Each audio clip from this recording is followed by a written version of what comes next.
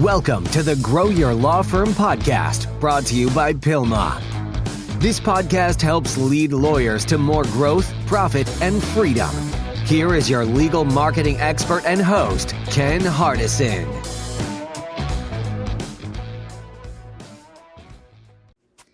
Hello and welcome to the Grow Your Law Firm podcast featuring host Ken Hardison. This week, we're starting things off a little differently because we're actually re-releasing one of our favorite and most powerful episodes of all time with you this week. In preparation for our virtual law firm hiring blueprint, we're sharing our episode with one of our speakers, Erica Caviness, with you today. Erica is the founder of Thrive Concepts, and she's a passionate advocate for the Kolbe assessment tool, a perspective shaped by her mission to significantly impact the legal industry. She believes that the Kolbe assessment tool is an invaluable resource for understanding individual and team dynamics in a workplace setting, emphasizing that it's not a measure of intelligence or personality, but a reflection of operational strengths and how individuals take action. With a professional journey rooted in both medical and legal coaching expertise, Erica stands out as a seasoned authority in the consulting realm, particularly within the intricate landscape of law firms. We're so excited to bring you this episode today, again in preparation for our event coming up next week, October 3rd through 4th, PILMA's first ever law firm hiring blueprint. You'll be able to hear from experts like Erica and other PILMA mastermind attorneys and experts in law firm hiring, retaining, and onboarding key players. Erica is one of the key speakers at this event, and this event is the first of its kind, a conference focused on helping law firms find, hire, train, and retain A-plus team players. If you're interested in deep diving into your hiring practices and learning from the best in the game, be sure to register for this year's law firm hiring blueprint now. You can do so by visiting pilma.org/hiring blueprint. And if you're tuning in after the fact, don't worry. The recorded event is available for purchase through the PILMA store, so you can catch up on all of the information that was shared. Again, if you visit pilma.org/hiring blueprint, you can snag your copy of this incredible event. Now, let's dive into this fabulous conversation with Erica and Ken. Well, hello, everyone. This is Ken Hardison, and welcome to another episode of Grow Your Law Firm. And today we have the honor and pleasure of having Erica Caviness with, I think it's called Thrive Concepts. Yes. Oh, I got it right. Good deal. But more importantly, I call her the Colby Guru, and we'll get more into that later. So welcome to the show, Erica. Thank you so much. I'm excited to be here. So, Erica, tell us about you and your company and what it does and what you do. But first, I kind of want to know how you got to where you are now. Tell us your story. Absolutely. So with Thrive Concepts, it was really born from the premise of, I really want to thrive and not just survive. Too many things I think in this life are, we're kind of just eking by. Many who are close to me know that I lost my mother back in 2017. And this concept was just a huge theme in my life growing up with her. And the company was essentially born from that principle and the things that she instilled in me my whole life. And so it's one way that I can really honor her memory and also do what I love and what I know my God-given purpose is, which is to make an impact, specifically in the legal industry, which has become my heart over the years. And that's, like I said, one way I can make at least a small impact with others and still honor her. Yeah. So how did you get started tell me did you go to school? Did you go right out and start working with a law firm, or did you go work? What'd you do? Actually, I come from a paralegal background. That was my first gig out of school. And I worked for a Social Security and bankruptcy law firm. And from there, I actually was going to go to law school. I got accepted into law school and I ended up not going at the last minute. I had a really strong pull in my heart to go into more of the training, coaching, consulting realm. And so I proceeded to do that for about 7 years on the medical side and then switch gears into the legal side. So it was really, I think, a perfect, marriage of the two industries, considering, how much of the medical side overlaps, especially on the personal injury side. Of course, I work with, other practice areas as well. I'm so thankful for the opportunities that have been given to me over the years that have led me to where I'm at. I just couldn't be more thankful. Yeah. So, I mean, I know what you do, but I want our listeners and viewers to know. So, what do you do to help law firms? So I specifically come in and help them really get clear on where it is they want to go, and help them identify really the key players, the who, to help really execute that vision. And there's different tracks and modules, if you will, that we can take to get there. I really have a heart for working with leadership teams and instilling that sense of, that stakeholder mindset and that sense of ownership, helping them with the accountability piece too, which is a great thing for law firm owners because I can then free up, some of their time and resources by really working one-on-one specifically with their leadership teams. And, I know I hired you about a month ago, and specifically because of Colby. I saw you at I think it was the Business of Law when I was talking to you. Mm-hmm. And I had taken the Colby test, I guess you call it a test, back in Assessment. 2009 Yeah. when I was in strategic coach Yeah. with Dan Sullivan. Mm-hmm. And I was intrigued by it, but then, life gets in the way and I'm doing all this other stuff and kind of into these other tests of people. When I got certified as a scaling up coach, with Yep. one of the things he really preached was, no great business, no highly successful business was ever built on the back of just average employees. And Yep. you got to have leadership, and you got to have a great team that works together, and and a lot of A players. And then the deal is, how do you pull all these people together? Because we all got unique strengths, we all got unique weaknesses, I call them. I mean, yeah, okay, I'll just call them weaknesses. But yeah, and so I was really interested in seeing how my people would score, and Mm-hmm. I wanted them to understand the concept of it because I've seen you speak before, and if you put together the wrong pieces of the puzzle to create a team, Yeah. they can kind of fight against each other, right? I mean, not like physically fight, but it's like Conflict. It's conflict yeah, trained. it's like trying to stick two magnets together. When they start pushing apart, they can be Exactly.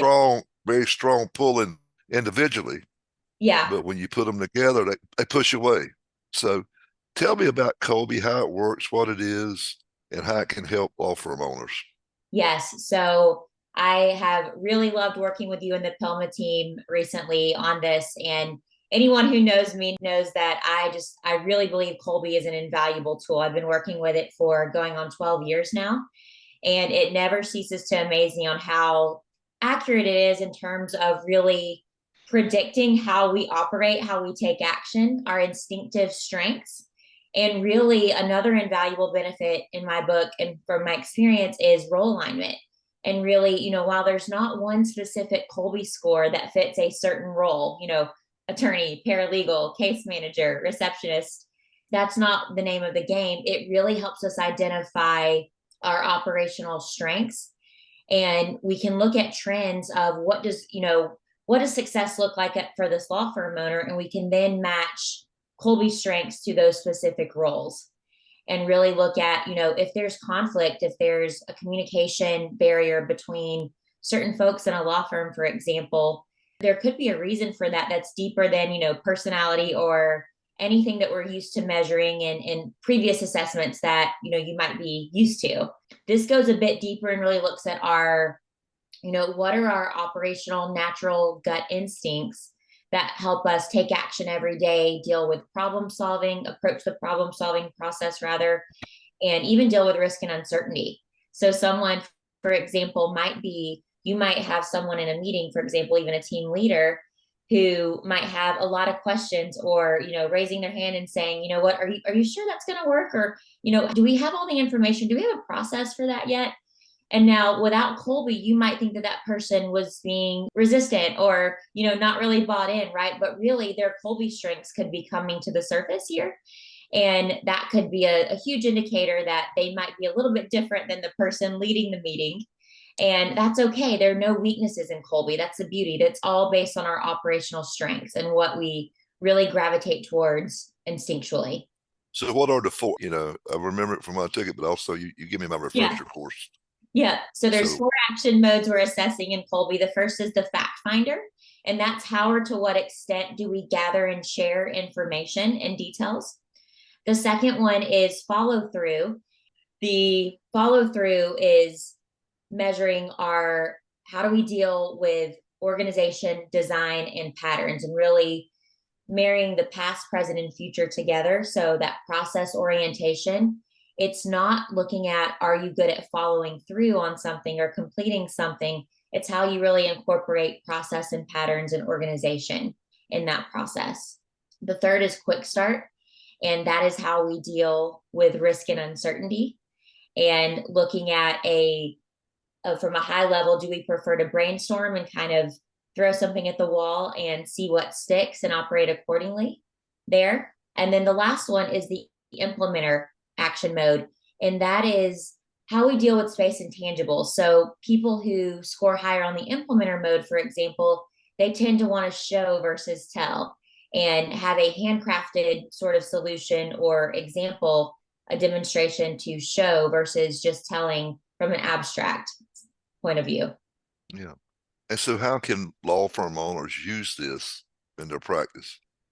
So one of the best ways to get started, and everybody has to follow this same path, is taking the Kolbe A index, and that's going to give you your personal assessment of your Kolbe score.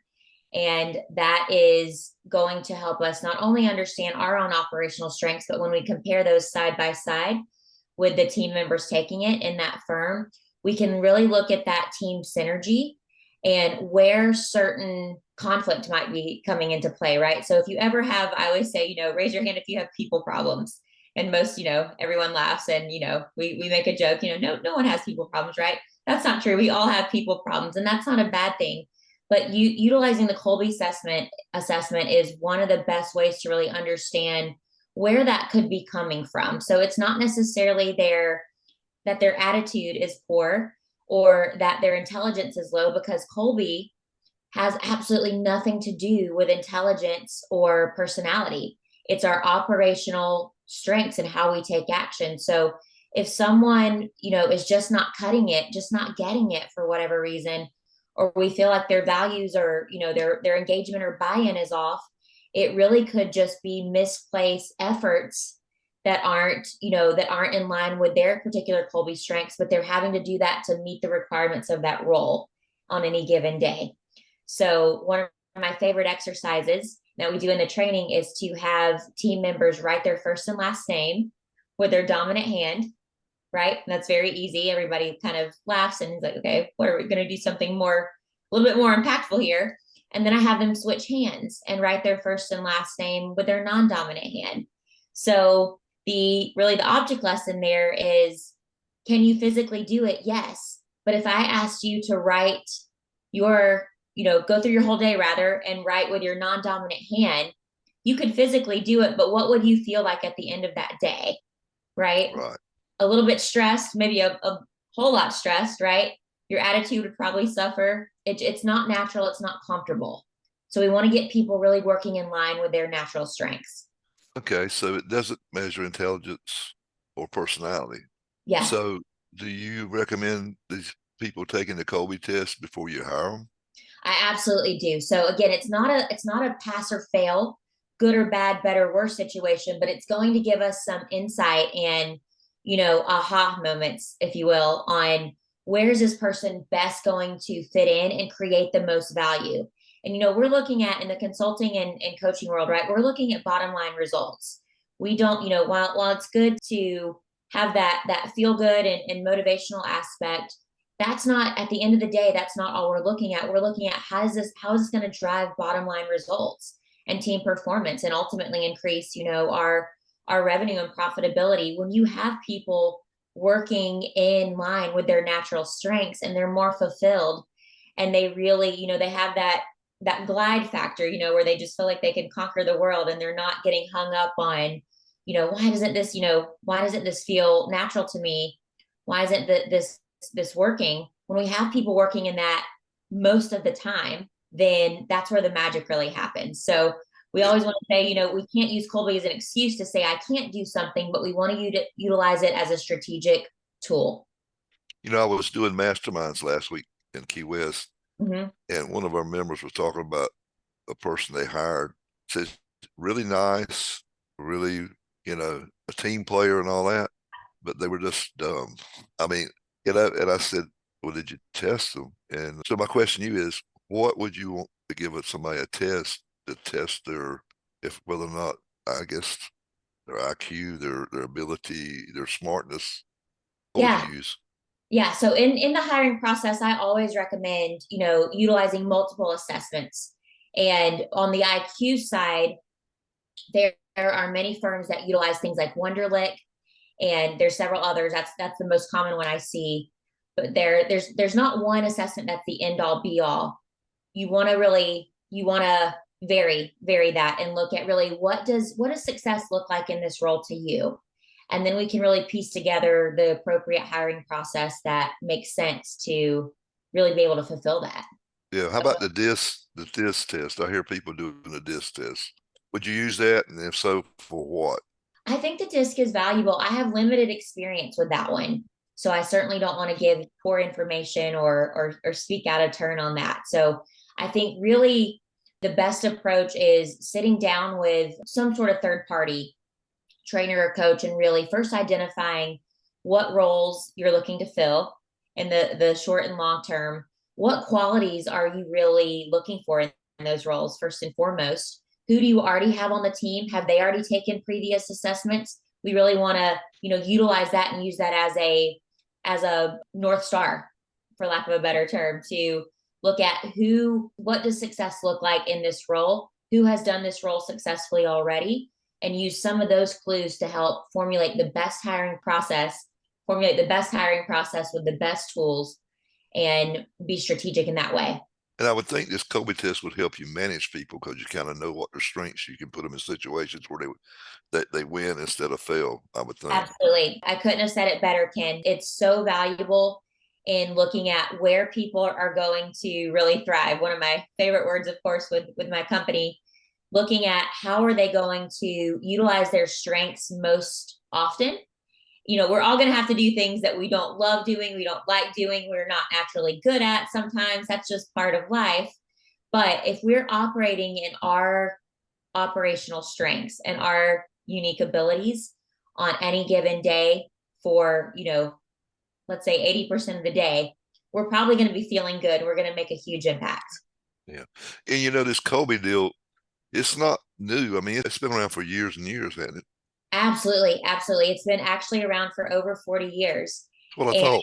Yeah, it's an incredible company. If you know me, you know how enamored I am with it. And I'm so grateful to be a certified consultant all these years. I learn something new every year, honestly, in working with each new team that I work with. And even when I go back and retrain new team members on the same team with my clients, I always learn something new. I just think it's an absolutely brilliant tool. It's so unique because it really highlights the conative part of our minds.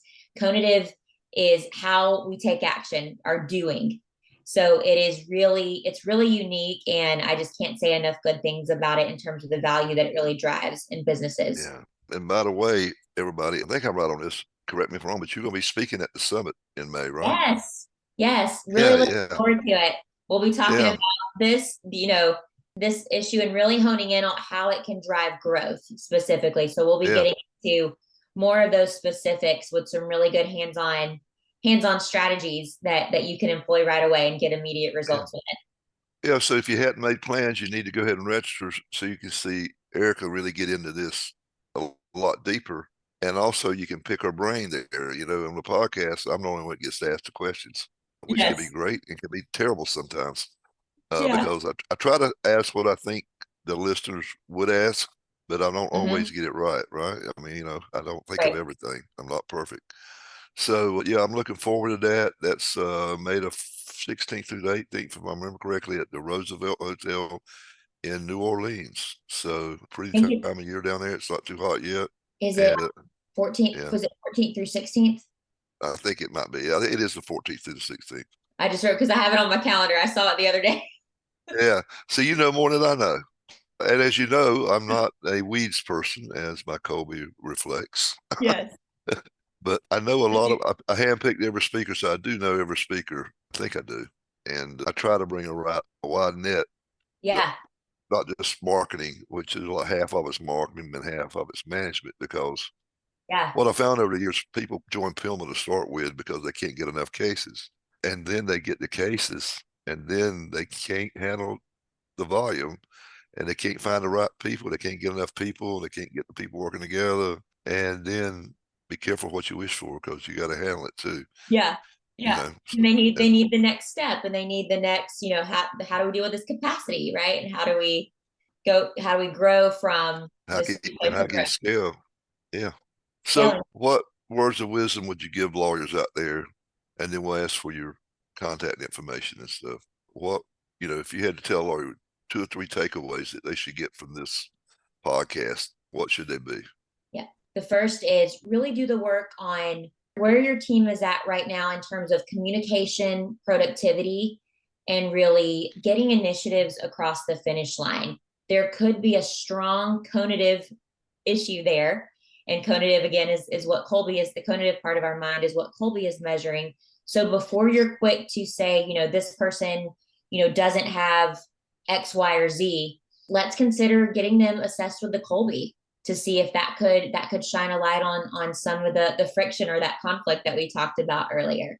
Like I said, it doesn't mean that person can be a good fit long term if they're struggling, but there's a strong possibility that it could add value to this whole conversation and process, and seeing really where they could shine in the firm. So if somebody wants to get up with you or discuss Colby more, how you can help them, how's the best way for them to get up with you, Erica? Absolutely. So again, I'll be speaking at the summit with you all in May. Really looking forward to that. My direct email is always the best place to get in touch with me. It's erica@thriveconcepts.org. You can also find me on LinkedIn and shoot me a message there, and would be happy to discuss this with you. I absolutely love it, as I hope you can tell throughout this interview. I become more and more convinced of the value that it adds to law firms and their overall growth, honestly, every single week that I work with it. Yeah. And this applies to any business, but I mean, Absolutely. this is about law. I mean, my niche is law firms. Yeah. But anybody that owns a business, this will help them if they got employees. And most absolutely. If you have employees. Yes. I always say, if you deal with people in your life, Colby can benefit you. There's also a separate sector of utilizing Colby on the personal side. All right. Okay. Well, listen, Erica, I look forward to, we had a training session tomorrow, if I remember correctly. I'm looking forward to that. Yes. And I'm looking forward to seeing you again, not sooner, May the 14th through the 16th. Yes. New Orleans. We're going to learn a lot of stuff, and we're going to eat a lot of oysters and maybe even have a hurricane or two. So anyway. Hey, you never know. When in Rome, right? Yeah, that's right. So take care. Until next time, this is Ken Hardison, dedicated to your success.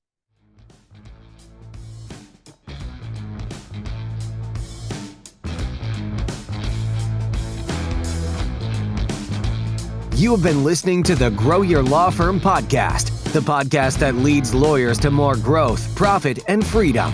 Go to growyourlawfirm.com to find more ways to market and manage your law firm. Please leave us a rating and review wherever you listen to your podcasts.